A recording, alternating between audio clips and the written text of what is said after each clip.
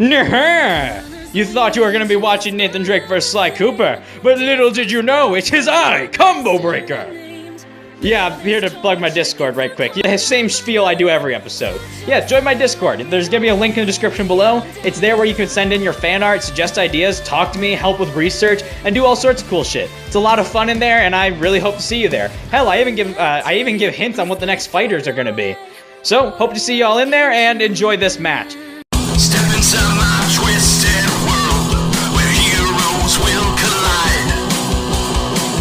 Villains are the only evil, there are no fucking sides. Every match will test their stats, every loss and win are weighed. Any chance they thought they had could all end up in vain on Combo Breaker. Treasure and adventure. These are two things that men spend their entire lives searching for. Not only do you get the amazing thrill of an adventure, but a nice big payoff at the end. Granted that you don't die getting there. And today's combatants are best known for going up against impossible odds and coming out with a nice reward. I'm of course talking about Nathan Drake, Sony's mapper of the Uncharted, and Sly Cooper, Sony's thieviest raccoon. Uncharted. It's one of my favorite game franchises of all time. I mean, Sic Parvis Magna is like my personal motto. It's on every email I send. Wow, I could not sound like any more of a fucking loser when I said that one. But on top of that, the games are just full of epic adventures, treasure hunting, badass gunfights, puzzles, and parkour that makes zero fucking sense on how you actually pull this shit off. I mean, you'll see once I get to the feats that Nathan's pulled off. It doesn't make any sense. Either way, I'm kinda sad to see that Nathan Drake's adventures have reached an end. Although, holy shit did he end his adventures with a bang. Uncharted 4 had a phenomenal story, the parkour and stealth sections were amazing, the gunplay was awesome, and his adventures were just, oh, it's awesome! Although I'm really getting off track now, so I should probably get back to what I'm talking about. So let's start this off by talking about Nathan Drake's arsenal. Nathan Drake has a grappling hook he can use to traverse across large pits he couldn't normally get across. Although I probably didn't need to explain that to you, but Nathan Drake also shouldn't need a grappling hook, because have you seen the distances he can fucking jump on his own? So this whole part was unnecessary, just like the grappling hook. But more importantly than the stupid grappling hook is his actual weapons in his arsenal. So Nathan Drake over his adventures has wielded several pistols, such as a standard semi-automatic pistol, 3-round burst pistol, a full auto pistol, and a hand cannon shotgun pistol. You know, in case you need the power of a shotgun in the convenient pocket size. It's kind of like fun-sized candy, but you know, more lead and death and less disappointment because of how little fucking M&Ms are in the bag! Why do they call it fun-sized? And anyway, I'm getting a little off track. He also has a straight-up flintlock pistol because sometimes you just need to go colonial on some douchebags. He's also used a couple shotguns during his adventures, being both pump action and semi-automatic. He's used assault rifles, sniper rifles, grenade launchers, SMGs, miniguns, hand grenades, and a fucking RPG, because no shooter game is complete without a rocket launcher or bazooka of some sort. Obviously. You name one shooter that hasn't had a rocket launcher. Honestly, Nathan Drake has had more guns than the fucking Doom guy at this point. I mean, look at all this. Although, then again, I guess if I were constantly being shot at and fighting supernatural monsters who can rip people to shreds, I'd probably want to know how to use just about anything I could find. But with Arsenal out of the way, we have to talk about something more strange with Nathan Drake, and that's his best attribute. You see, Nathan Drake is known for his insane luck, and I mean fucking insane. It seems no matter what kind of trouble he finds himself in, he always finds a way out. Hell, his luck is so good that Naughty Dog has confirmed in the first game, when the screen starts turning red, that's not Nathan coming close to death. No, that's just his luck running out. That means he's so lucky that all these people can't even seem to fucking shoot the man. Anyway, let's move on to Nathan's feats. Nathan Drake is incredibly strong. He can kill full-grown men in a few punches. He's taken down and killed people twice his size with his bare hands. He's fought and killed super zombies who could one-shot people who were on par with Nathan. Plus, he's killed yetis who could jump super long distances and kill people in a single punch. He's also lifted large gates, pushed giant boulders and pillars, and most impressively, he killed someone who was fucking immortal. Because even immortality can't fucking stop Nathan Drake. No, he is a killing machine, a pain train that won't stop until he gets himself that fucking treasure. Chugga chugga chugga chugga choo choo! Wow, that was fucking weird. Stupid jokes aside, Nathan Drake is super quick as well. He can easily run between cover and gunfights, as well as dodge bullets, rockets from an RPG, and outrun explosion traps. Plus, he can make a 19-foot jump from a fucking standstill. On top of that, he was able to jump forward on the top of a moving train.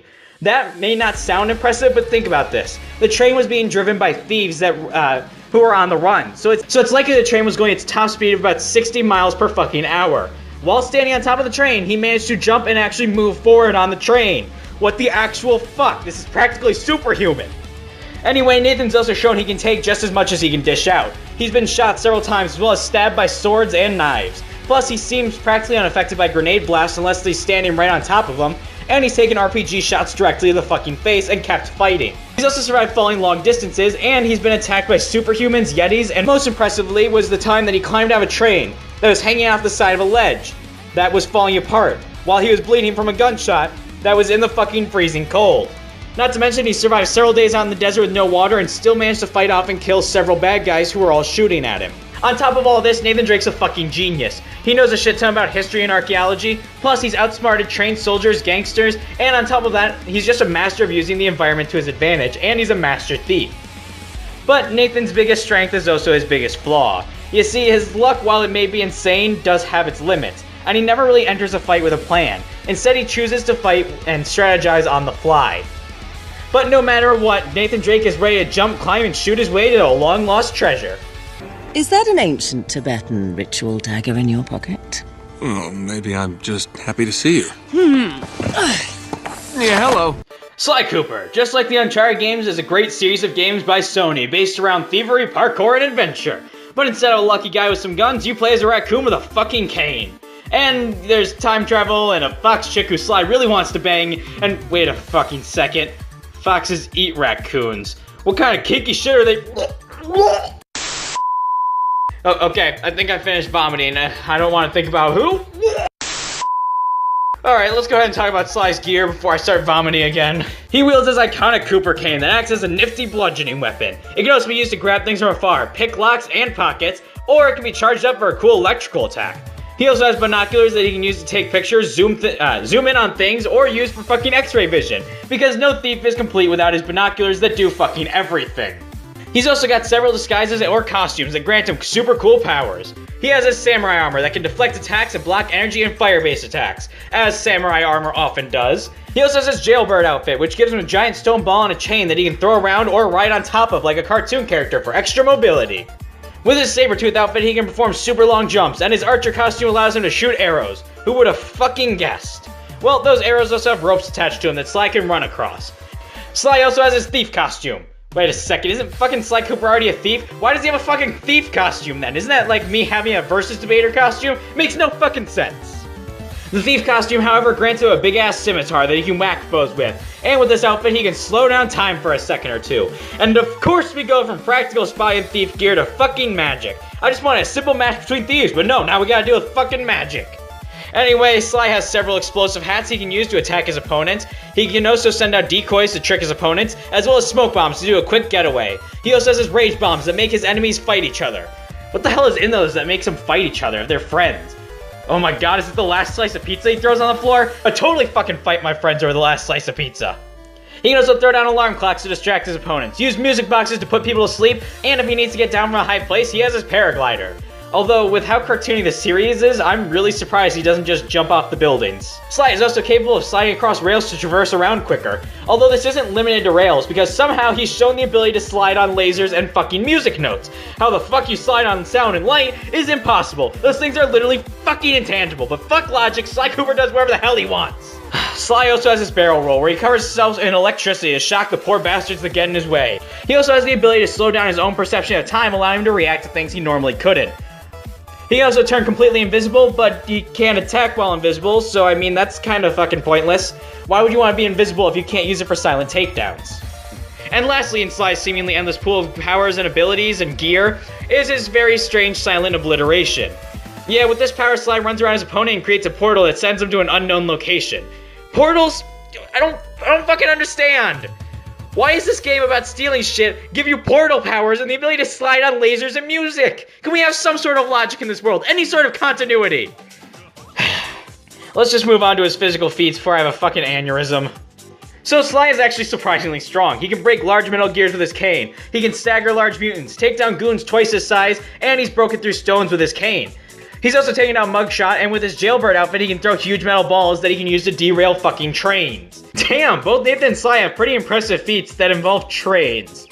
Maybe I should get a train. Then I can become stronger than I already am. Sly is fast enough to jump long distances as well as across falling debris. He can react to spears and he's quick enough to dodge magic and bullets. He can almost outrun an arrow and he once managed to dive into the way and save Carmelita from an energy shot coming his way. Although due to how slow his other reactions have been, it's likely that this isn't an actual laser. He's also rather durable, as Sly has been thrown into a stone wall so hard it cracked. He's taken hits from Mugshot, who can destroy a vault door, and he's been hit by the Panda King, as well as been shot from a cannon into a fucking blimp. He's been shot and survived, and even survived small explosions. On top of all of this, Sly is super smart, being a master of using the environment to his advantage, and he successfully pulled off several heists and kept up with other goons and mob bosses. But he is far from perfect. Yeah, Sly actually can't swim. Yep, Master Thief and can't fucking swim. Because video game logic, obviously. On top of this, his obliteration portal technique only works as a sneak attack, and his invisibility won't work if an opponent has spotted him. No matter what though, Sly is ready to sneak around and steal some people's shit. Sly, give me some good news. We're losing him. Keep your shell on. Turtle jumps. Really? I see the light. Hang in there, pal. Everybody be cool. I'm on it. Alright, our combatants are set, but only one thief can fight and one-liner their way to a victory. It's time to settle this.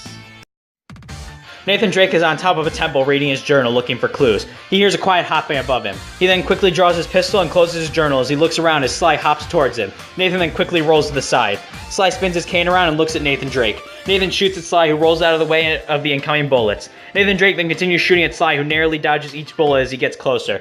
Nathan tries to reload, but Sly extends out his cane and grabs Nathan's gun from his hand and throws it to the side. Sly then jumps up and kicks Nathan in the head and falls over with a cane swipe, hitting him across the face. Nathan then stumbles back as Sly throws down a smoke bomb and vanishes into the air. Nathan rubs his head for a little bit before grabbing his AK-47 off his back. Sly seemingly comes out of nowhere as he jumps at Nathan's back. Nathan quickly turns around and hits Sly with the butt of his gun. Sly lands after the hit, rubbing his face in pain. Nathan then punches Sly across the face and quickly follows up with an uppercut, launching Sly upwards. Nathan Drake then draws his AK-47 back and starts shooting at Sly. Sly manages to evade most of the shots, but as he lands, Nathan Drake shoots him in the side. Sly grabs his side as it starts to bleed. As Sly looks up, he sees Nathan holding his gun to his head. Nathan pulls the trigger, but the gun just clicks. Sly smiles as Nathan mumbles under his breath, "Shit!" Sly then jumps past Nathan, wrapping his cane across Nathan's neck as he swings him over his shoulder, slamming Nathan onto the ground. Sly turns around and sees Nathan barely able to get up. Nathan stands up shakily and grabs his grenade as Sly quickly grabs it from his hand, using his cane and throws it to the side. Sly then smiles and waves his finger as Nathan Drake runs over and punches him across the face. Sly then slides underneath Nathan and hits him in the back with his cane before jumping up and spin kicking him. Nathan stumbles forward as he reaches for another gun and shoots at Sly. It hits Sly in the shoulder as he drops his cane. Sly Cooper then tries to run at Nathan, who dives to the side and grabs the grenade. Sly looks at him and smirks as Nathan Drake pulls the pin and throws the grenade. Sly grabs the grenade out of midair and throws it up into the air. Nathan Drake then grabs another grenade. Sly grabs it from his hand again, smiling and waving his finger, but Nathan Drake reveals that he was holding the pin. The grenade then explodes, killing Sly Cooper as his body turns into a bloody mess with nothing but a fractured piece of his skull landing in front of Nathan. Nathan then sits down exhausted as his phone rings with a call from Sully. Holy shit, that was graphic. Well, Sly just kinda fucking exploded. Well, anyone want some raccoon barbecue before we move on to the post-analysis? Yeah, I know that was probably a little too dark, but yeah, our winner is Nathan Drake, and this fight was surprisingly close in a lot of ways. When it came to strength and durability, Sly can take out large goons, smash giant metal gears with his cane, and he survived explosions, long falls, and he's even traded blows with Mugshot. Hell, he can survive a couple of gunshots as well. So Sly at his best with the help of his cane is hitting about wall level. Nathan Drake, on the other hand, can kill people twice his size with his fists, lift metal doors several times his own size, push huge boulders and pillars that are multiple times his size, and jump forward on the roof of a moving train that's going about 60 miles per hour. First off, huge thanks to Biff Weed for this calculation, but he calculated out that jumping feat means that Nathan Drake can exert a force of about 31,000 joules, or about wall level. Not to mention with his guns, he can destroy tanks and supernatural creatures like Yeti, who can smash in huge chunks of ice. So physically, Nathan Drake hits about wall level, and his gun should put him up to small building to maybe even building level. So what about speed? Well, Sly Cooper is quite impressive. He can jump great distances, dodge gunfire, and almost outrun an arrow, and even manage to dodge magical blast. So Sly Cooper is hitting about supersonic in terms of speed. And as I mentioned in the pre-analysis, he did dodge an energy shot when he saved Carmelita, but this can be seen as an outlier, or that energy shot just must not have been going that fast. I typically don't see things as outliers if a character's accomplished it, but saying as though he struggles to dodge bullets most of the time, this feat does seem like a rare thing. But for the benefit of the doubt, we'll say he can possibly reach higher speeds. Nathan Drake, on the other hand, can jump 19 feet from a standstill, jump forward on the roof of a moving train, and has also dodged bullets and RPG shots. So Nathan Drake should also be in the supersonic speed ranges. So with damn near even stats in speed and physical strength, this fight came down to arsenal, skills, and abilities. And comparing these two starts to show a clear reason for Nathan Drake stealing this win. Sly does have his cane and some melee weapons like swords and stuff, but Nathan Drake did win a sword fight when he was unarmed, so melee weapons aren't going to be too big of a problem for him to deal with. He also has some explosives, but Nathan's shown time and time again that unless it's a direct shot from an RPG or grenade, explosions barely damage him. Hell, even when it is a direct hit, he's fine after a while as long as he stays out of the way of harm. Sly does have other tools like alarm clocks, but Nathan's too smart for these kinds of basic tricks. And Sly's best tool really was his ability to slow down his own perception of time, and slow down time for short periods of time. And while these are super useful, it really isn't enough to beat Nathan Drake. This is especially evident with these next 2 points. We do know that Sly can die to guns, and that guns have damaged him in the past, and that's most of Nathan's arsenal. And saying as though Nathan's guns can kill things more durable than Sly's, such as the Yetis, and destroy things like fucking tanks, Sly doesn't really have a way to counter this other than dodging.